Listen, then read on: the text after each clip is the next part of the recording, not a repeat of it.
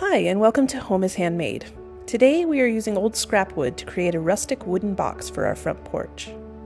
If you love this sort of content, please don't forget to like and subscribe to our channel. It helps us create amazing new DIYs for your enjoyment. To begin, I gathered up several pieces of redwood for the project. I was actually able to collect a ton of redwood from the person in my neighborhood who was dismantling an old deck. They posted in our neighborhood Facebook page for free, so we went and picked it up. Such a great deal. I cut a few pieces to the width I wanted for my crate, in this case, 24 inches. I laid them out side by side to find out how deep the crate would be, and ended up being around 16 inches. I cut 2 pieces to the correct size and placed them on the ends of my boards. I'm really going for a rustic look here, so I'm using butt joints to connect the sides. I took the measurement for the front and back of the crate, which was pretty easy. The 24 inches of the bottom, plus 1.5 inches for each end piece, gave me 27 inches.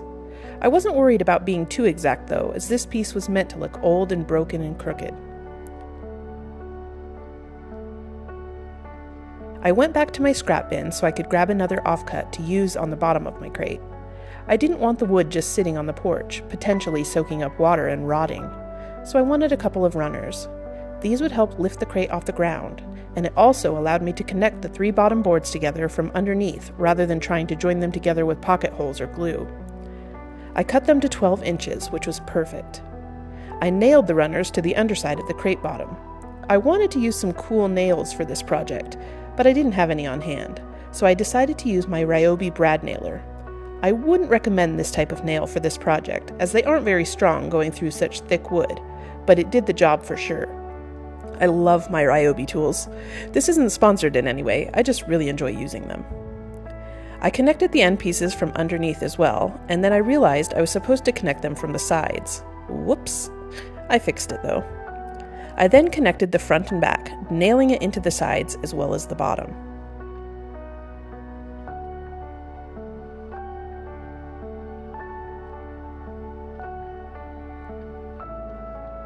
I wanted to create handles, so I used my spade bit on my drill to create a couple of holes on each side. I used some of my nice craft rope to create the handles. I simply folded it in half and placed it through the holes, tying them off on the inside of the crate.